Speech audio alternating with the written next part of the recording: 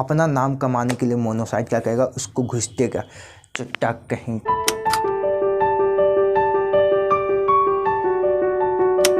अगले वीडियो में हमने ब्लड का बेसिक इंट्रोडक्शन जान लिया था, मतलब एक शॉर्ट में हमने जान लिया था कि ब्लड क्या है, ब्लड परिसंचलन तंत्र का खोज किसने किया था, विलियम हार्वे ने किया था। ब्लड क्या है, प्राकृतिक कोलाइड है, कोलाइड क्या होता है, तो इसके बारे में हमने अगले वीडियो में समझ लिया था।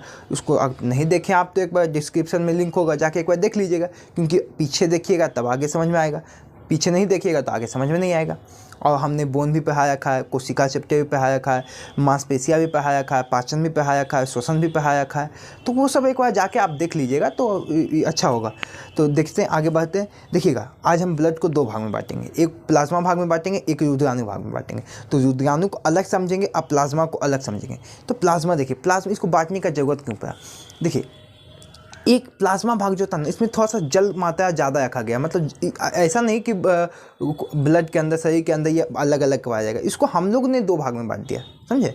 तो प्लाज्मा भाग थोड़ा सा लिक्विड भाग हो जाता है और रुद्राणु थोड़ा सा इसमें पार्टिकल उकल होता है, तो इस थोड़ा सा गाढ़ा हो जाता है, मतलब ज़्यादा नहीं, थोड़ा सा गाढ़ा हो जाता है। पार्टिकल अगर कुछ भी मिला देंगे, जैसे कि अब पानी है उसमें चीनी मिला दी पानी में, तो क्या हो गया, थोड़ा गाढ़ा हो जाएगा। अब इसमें खाली पानी है तो क्या होगा, लिक्विड हो जाएगा, थोड़ा सा लिक्विड भाग होगा। तो आइए समझते हैं इसको कैसे। देखिए, इस पूरा ब्लड का 55 से 60% क्या होता है, ये प्लाज्मा भाग होता है, और ये होता है 45 से कितना 45 से 40% कितना होता है, रुद्राणु होता है। तो 55 से 60%, ये 45 से 40%।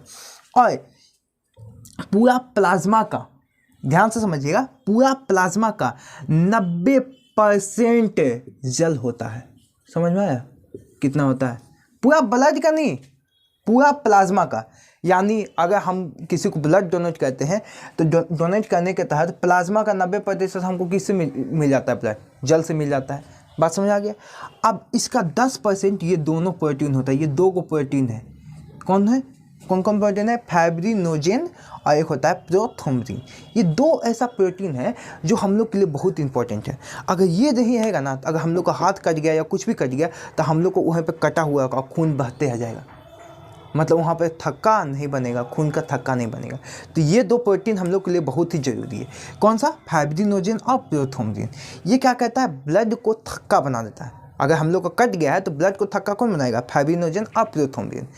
समझे। एक दिक्कत आ गया कि ब्लड को जब जांच करने के लिए निकाला गया ना, ब्लड को जब जांच करने के लिए निकाला गया तो ये प्रोथ्रोम्बिन और फाइब्रिनोजेन, ये दो प्रोटीन जो है वो क्या हुआ ना, दो प्रोटीन है वो, उसका क्या हुआ ना, वो ब्लड को बार बार थक्का बना देता था। जैसे निकाले ब्लड, थोड़ा देर रखें तो ब्लड क्या हो गया, थक्का बन गया। ऐसे बीमारियों को ज़्यादा देर तक ब्लड को नहीं रख पाते था, तुरंत बीमारी को पता लगाना पड़ता था, जिसके कारण बहुत दिक्कत होने लगा। तो इसके लिए क्या किया गया कि ये दोनों प्रोटीन निकाल दिया गया, फाइब्रिनोजेन और प्रोथ्रोम्बिन क्या कर दिया गया, निकाल दिया गया। जब ये दोनों निकाल दिया गया तो बनता है सीरम। क्या बनता है, सीरम। और सीरम किसको निकालने पर बनता है, तो फाइब्रिनोजेन और प्रोथ्रोम्बिन अगर ब्लड से प्रोटीन निकाल दिया जाता है तो बनता है सीरम। तो बीमारियों को जांच करने में किस चीज़ का प्रयोग किया जाता है, सीरम का प्रयोग किया जाता है। और एंटीबॉडी भी इसी का भाग होता है, किसका, प्लाज्मा भाग का होता है। लेकिन एंटीबॉडी का निर्माण होता है WBC में, मतलब WBC में होता है, इसके लिम्फोसाइट होता है टी सेल, तो टी सेल में इसका क्या होता है, निर्माण होता है एंटीबॉडी में। तो इसको आगे हम समझ लेंगे WBC में, तो एंटीबॉडी रहने देते हैं, कोई दिक्कत। तो एंटीबॉडी भी इसी का भाग होता है, प्लाज्मा। ये हम लोग को बीमारियों से मतलब अच्छा करने का काम करता है, मतलब बीमारी से हम लोग, अगर एंटीबॉडी नहीं आएगा तो हम लोग बीमारी से संक्रमण हो जाएंगे। तो इसको हमको क्या कहता है, अच्छा कहता है। तो इसको हम WBC में समझ लेंगे, क्या दिक्कत है, यहाँ समझे चाहे वहाँ समझे, कोई दिक्कत नहीं है, यहाँ पर सीक्वेंस समझिएगा। तो हम प्लाज्मा भाग बता दिए, दो प्रोटीन होगा, फाइब्रिनोजेन और प्रोथ्रोम्बिन 10% होगा, और पूरा प्लाज्मा का 90% पानी है, पूरा ब्लड का नहीं बोलिएगा, पूरा प्लाज्मा का 90%, कोई दिक्कत। और 10% क्या होता है, फाइब्रिनोजेन और प्रोथ्रोम्बिन क्या होता है, प्रोटीन होता है। सीरम क्या होता है, तो फाइब्रिनोजेन और प्रोथ्रोम्बिन निकाल दिया जाता है तो सीरम बनता है। बीमारियों को जांच करने में क्या कहता है, प्रयोग किया जाता है। फाइब्रिनोजेन और प्रोथ्रोम्बिन क्या कहता है, फाइब्रिनोजेन और प्रोथ्रोम्बिन ब्लड को थक्का बनाने में काम करता है, थक्का, समझे। मतलब कट गया तो वहाँ पर क्या होगा, जम जाता है, गांठी दिखते हैं, जम जाता है एकदम पक्का को, समझे। और उसको नोच के देखिएगा कि कहीं ठीक तो नहीं हुआ, नहीं होगा तो फिर इसको चापिएगा और खून बहे लगेगा, समझ में आया। तो ये सब समझ में आता है, समझे? कोई दिक्कत है? कोई दिक्कत यहाँ तक नहीं है। अब आते हैं हम युद्धयानी भाग में, मतलब कि ब्लड कॉर्पस्कल्स में आते हैं। इसका कितना होता है? पूरा ब्लड का 45 से 40% होता है। इसमें होता है RBC, WBC, platelet. RBC, WBC, platelet. इसको टेक्निकल में बोलते हैं एरिथ्रोसाइड। क्या बोलते हैं? एरिथ्रोसाइड। और इसको बोलते हैं ल्यूकोसाइड, और इसको बोलते हैं थ्रोम्बोसाइड। तो एरिथ्रोसाइड, ल्यूकोसाइड और थ्रोम्बोसाइड। अब देखिए एक एक करके समझते हैं। RBC इसको बोलते हैं रेड ब्लड कॉर्पस्कल्स, मतलब लाल रक्त कणिकाएँ। लाल रक्त कणिकाएँ इसका फुल फॉर्म हुआ। कोई दिक्कत? देखिए इसको यहाँ पे अगर स्क्रीनशॉट लेंगे तो इसको ले लीजिए, इसको मिटा देते हैं इधर। चलिए इसको थोड़ा सा इधर मिटा देते हैं, इधर इसको मिटा देते हैं, ताकि लिखने में आज RBC का क्या लगेगा, लिखने में अच्छा हो जाएगा। ब्लैक बोर्ड पर जगह कम है, कोई दिक्कत? देखिए RBC में होता है ना, इसकी संख्या हम लोग को शरीर में RBC की 5 मिलियन होता है। कितना होता है? 5 मिलियन, मतलब 50 लाख। 5 मिलियन मतलब कैसे? 50 लाख। इंटरनेशनल लैंग्वेज में 5 मिलियन, ऐसे कितना होगा? 50 लाख। अगर आपको यूट्यूब पर 5 मिलियन सब्सक्राइबर, मतलब कितना सब्सक्राइबर? 50 लाख। कितना है? 50 लाख। अगर 20 मिलियन है तो कितना? 200 लाख। समझे? तो कितना होगा? 50 लाख। RBC एरिथ्रोसाइड, एरिथ्रोसाइड जो होता है ना, वो इसकी मतलब इसकी संख्या कितनी होती है? 5 मिलियन होती है। इसकी जीवन काल 120 दिन होती है। 120 दिन बाद इसकी क्या होती है? ख़त्म हो जाता है। RBC क्या होता है? पूरा ख़त्म हो जाता है, और फिर नया RBC का निर्माण होता है। कोई दिक्कत? लेकिन इसके पास ना दिमाग नहीं होता है, मतलब केंद्रक नहीं होता है। इसकी कोशिका में केंद्रक नहीं होता है, और लाइसोसोम नहीं होता है। अब हम आपको कोशिका चैप्टर में पढ़ा दिए कि केंद्रक का काम होता है कि पूरा कोशिकाओं को नियंत्रण करना, मतलब कोशिका में जो भी विभाजन या जो भी कुछ करने का काम करता है, कौन करता है? केंद्रक करता है। अब इसके पास तो दिमाग है ही नहीं, दिमाग है नहीं। अब लिम्फोसाइड है नहीं। अब लिम्फोसाइड रहेगा तब ना, अगर मर जाएगा कोई कोशिका या कुछ भी मर जाएगा तो उसको मतलब छिड़क देगा जल अपघटक एंजाइम, और उसको मतलब कि गला देने का काम करेगा। लेकिन इसके पास तो लाइसोसोम है ही नहीं, और न केंद्रक है, तो कंट्रोल कौन करेगा? और यहाँ पे लाइसोसोम ने गलाने का काम कौन करेगा? तो भारी दिक्कत आ गया भाई, किसका निर्माण कैसे हो? तो निर्माण करने के लिए बोला अस्थि मज्जा। क्या जी में इसका निर्माण होगा? अस्थि मज्जा। अस्थि मज्जा में, अस्थि बोन मैरो, अस्थि मज्जा ब्लड के जो बोन के बीच में जो होता है उसको बोलते हैं बोन मैरो।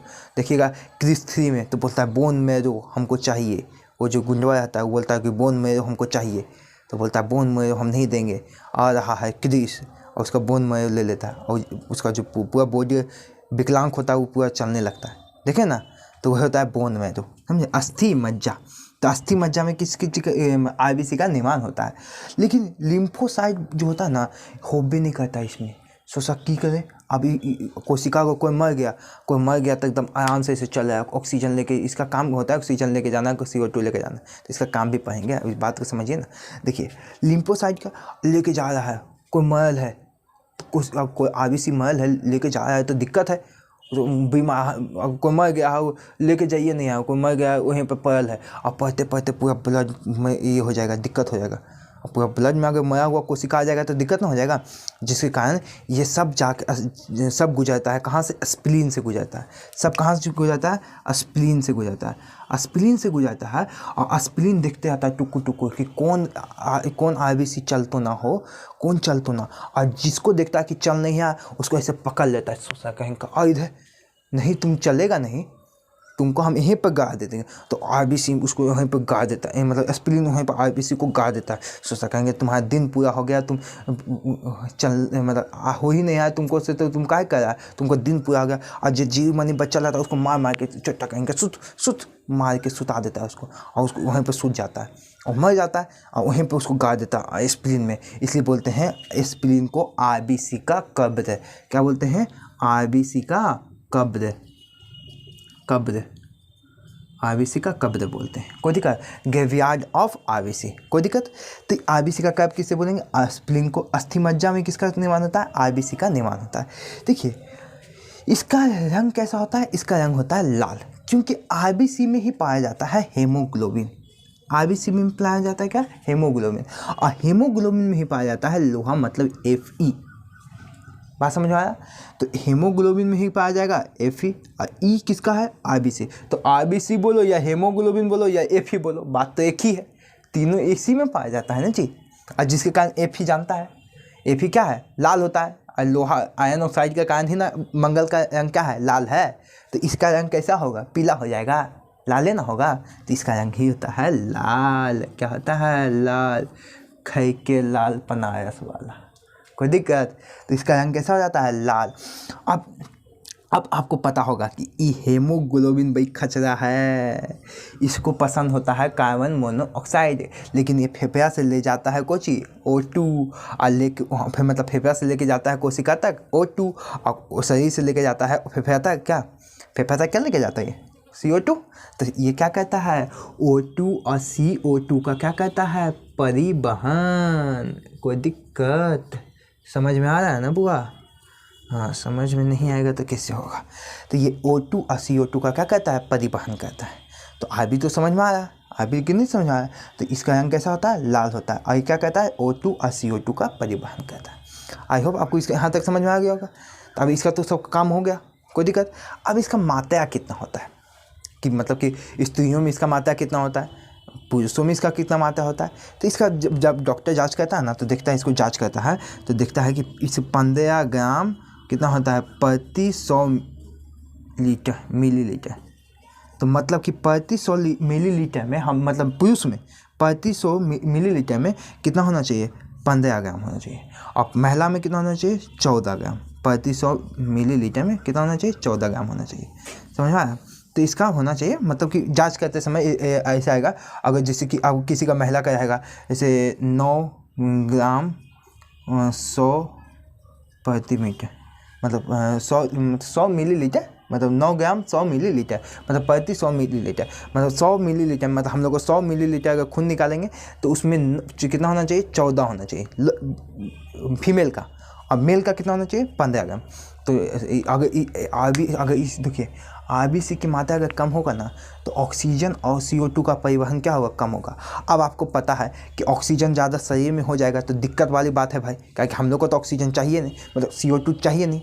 CO2 अगर ज़्यादा हो जाएगा शरीर में तो दिक्कत ना है, हम लोग को CO2 ज़्यादा चाहिए नहीं, हम लोग को ऑक्सीजन ज़्यादा चाहिए। ऑक्सीजन का परिवहन कभी नहीं करेगा, ये सोचा, चक्कर आएगा, घूमेगा माथा, समझ में आया। तो RBC का होना बहुत ज़रूरी है। तो आप लोग अभी जाके चेक करवाइएगा कि RBC आप लोग का कितना है, समझे।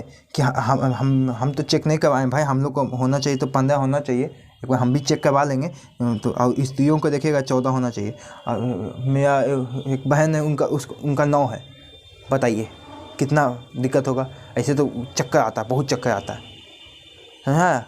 लेकिन पता नहीं महिलाओं में क्या होता है, कितनों चक्कर अगर हम नहीं डट के रहेंगे एकदम, हमको से कुछ हो सकता है हमको, और जब पड़ता है तो एकदम पूरा पड़ जाता है।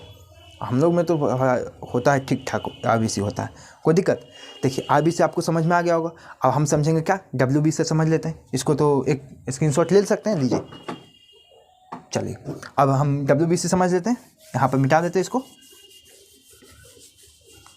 इसको हम मिटा दिए। देखिए WBC जो होता है ना, WBC वो वाइट, इसका फाइल फुल फॉर्म समझ लेते हैं। इसको फुल फॉर्म होता है वाइट ब्लड कॉर्पसल्स, मतलब श्वेत बोलेंगे ना, वाइट को क्या बोलेंगे, श्वेत रक्त कणिकाएं, श्वेत रक्त कणिकाएं, कोई दिक्कत। इसका टेक्निकल क्या होता है, ल्यूकोसाइड होता है, ल्यूकोसाइड इसको बोलते हैं, समझे। इसका संख्या कितना होता है, इसकी संख्या में होता है ये 8000 से कितना होता है, 10,000, 8000 से 10,000 तक होता है। ज़्यादा इसका ज़रूरत भी नहीं है, ये खाली बीमारियों से हम लोग को क्या कहता है, अच्छा कहता है। इसका जीवन काल मास 4 से 5 दिन होता है। बताइए 4 से 5 दिन में टोटल WBC क्या ख़त्म, टोटल WBC ख़त्म। इसमें देखिए क्या होता है, इसमें एक होता है मोनोसाइड,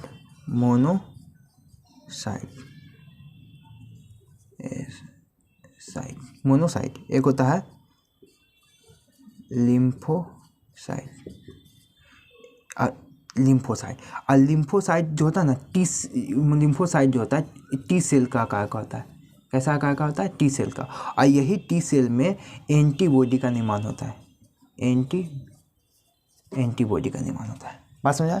एक होता है मोनोसाइट, एक होता है लिम्फोसाइट, और लिम्फोसाइट टी सेल होता है। मतलब इसका आकार कैसा का होता है, टी सेल, मतलब कि टी अंग्रेजी के टी आकार के कहता होता है इसका मतलब लिम्फोसाइट का आकार कैसा होता है, टी के आकार का, इसलिए इसे बोलते हैं टी सेल। कोई दिक्कत। तो इसी में टी सेल में ही एंटीबॉडी का निर्माण होता है। अब देखिए इसका काम समझिए, ये हम लोग को क्या कहता है, बीमारियों से अच्छा करने में काम करता है। बीमारियों से क्या कहता है, तो लिख लीजिएगा। अब इतना हम लिखते रहेंगे तब तो दिक्कत हो जाएगा ना, आप लिख लीजिएगा। बीमारियों से हम लोग को क्या कहता है, संरक्षण करता है। अब देखिएगा कैसे हम लोग को अच्छा करता है।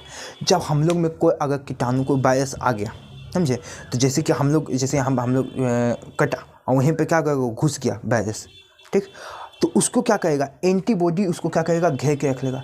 ये कौन नया जीव प्राणी है जी, ये कौन नया जीव प्राणी है, उसको घेर के ऐसे रख लेगा और इसे घेर ले रहेगा। जैसे ये आ गया तो इसको घेर ले रहेगा कौन, एंटीबॉडी। और एगो एंटीबॉडी बुला के लाएगा किसको, लिम्फोसाइट को, कि भाई भाई भाई देखो ये नया कौन तो आया हो, ब्लड में कौन तो नया आया। तो लिम्फोसाइट बोलेगा सोचा कौन आया है, कौन, दिक्कत हो जाएगा। कोई नया घर में आता है तो बड़का पहलवान आता है वो आता है पहले, मतलब क्या आया हो, क्या नया आदमी आया जी, मारो तो उसको तो लिम्फोसाइट पर गरमा जाता है और एंटीबॉडी उसको घेर के रख ले जाता है। एंटीबॉडी क्या करता है, घेर के रख ले जाता है। अब एंटीबॉडी उसको घेर के रख लेगा तभी तो, नहीं तो पूरा चलने तेने चल जाएगा, उसको खोजे में दिक्कत होगा। और बहुत उसम ये जो वायरस होता है ना, बहुत जल्दी प्रोडक्शन कर लेता है। उसम को थोड़ा कुछ लगता है, ज़्यादा थोड़ा लगता है। कोशिका में पढ़ा दिए, कोशिका में ये कैसे कोशिका विभाजन करता है, उसम इतना जल्दी कोशिका विभाजन कर लेता है, कुछ कहने का नहीं। और अब ज़्यादा कर लेगा तो फिर इस पे भारी पड़ जाएगा, इसलिए एंटीबॉडी पहले घेर लेता है, समझे। और एंटीबॉडी घेर के एकदम उसको पकड़ लेता है और इसको लिम्फोसाइट को बुला के लाता है। और लिम्फोसाइट आता है और उसको मारता है, एकदम मार के। अगर लिम्फोसाइट अगर कमज़ोर निकला तो वो वायरस मार देगा किसको, लिम्फोसाइट को, जिससे हम लोग क्या हो गए, संक्रमण हो जाएंगे। कोई दिक्कत, जैसे हम लोग क्या हो जाएंगे, संक्रमण। तो कोरोना वैसे ही ढुक गया था, हम लोग क्या हो गए थे, संक्रमण हो गए थे। कोई दिक्कत नहीं, दिक्कत है। अब लिम्फोसाइट क्या कर दिया, उसको मार दिया। चुट्टा कहीं का मेरे में घुसता है, अब वहाँ पर मर के वहाँ पर पैल है, वहाँ पर क्या कर मर के पैल है। अब यहाँ पर आएगा मोनोसाइट ईसा मार दिया, तो अपना नाम कमाने के लिए मोनोसाइट क्या करेगा, उसको घुसटेगा। चुट्टा कहीं का, तुमको बोले थे कि नहीं घुसेगा, देखो अब पूरा ब्लड में घुसेगा। देखो किसी को दिक्कत है जी, किसी को दिक्कत, देखो तो हम इसको मार दिए और किया कुछ नहीं, मोनोसाइट कुछ किया भी नहीं। अब बता, पूरा घूमे है, अब बोला है कि कोई किसी को दिक्कत होगा तो बोलना, अभी से घुसेगा तो इस को हम ऐसे मार देंगे, समझा। और खा जाता है, मतलब गला देता है। तो जो मरा हुआ वायरस होता है, ये मरा कीटाणु होता है, उसको क्या कहता है, लिम्फोसाइट, उसको गला देने का काम करता है। तो ये अब बताओ, गला देने का काम करेगा तो ये क्या होगा, थोड़ा बड़ा होगा। तो इसमें सबसे बड़ा कौन होता है, मोनोसाइट होता है। सबसे बड़ा कौन होता है, मोनोसाइट होता है। तो अब तो WBC का आप लोग काम समझ गए। तो WBC का काम बेसिकली पूछेगा क्या, बीमारियों से क्या कहता है, संरक्षण करने का काम करता है, समझे। इसमें क्या होता है, मोनोसाइट होता है जो क्या कहता है, वायरस को गला देने का काम करता है। जैसे कि लिम्फोसाइट क्या कहता है, गला देने का काम करता है, वैसे इसमें ये कहता है गला देने का काम करता है मोनोसाइट। लिम्फोसाइट क्या कहता है, ये टी का मतलब अंग्रेजी के टी आकार का होता है इसमें, इसलिए क्या होता है, टी सेल इसे कहता है। इसे क्या कहता है, टी सेल। और इसी में क्या चीज़ का निर्माण होता है, एंटीबॉडी का निर्माण होता है। और ये हम लोग को बीमारियों से क्या करता है, अच्छा करने का काम करता है। कोई दिक्कत, बात तो ये समझ में आ गया होगा, क्लियर है ना बात, कोई दिक्कत नहीं ना। तो इसमें दिक्कत वाली बात क्या होगा, ये तो अभी आसान है, एकदम बउआ वाला है ये सब। कोई दिक्कत, मिटा देते हैं। चलिए आप समझते हैं हम प्लेटलेट, क्या समझते हैं, प्लेटलेट। देखिए प्लेटलेट की संख्या कितनी होती है, प्लेटलेट की संख्या होती है 2 लाख से 3 लाख। कितना होता है, 2 लाख से 3 लाख, इसी के बीच होता है। इसका जीवन काल भी कितना होता है, 4 से 5 दिन होता है।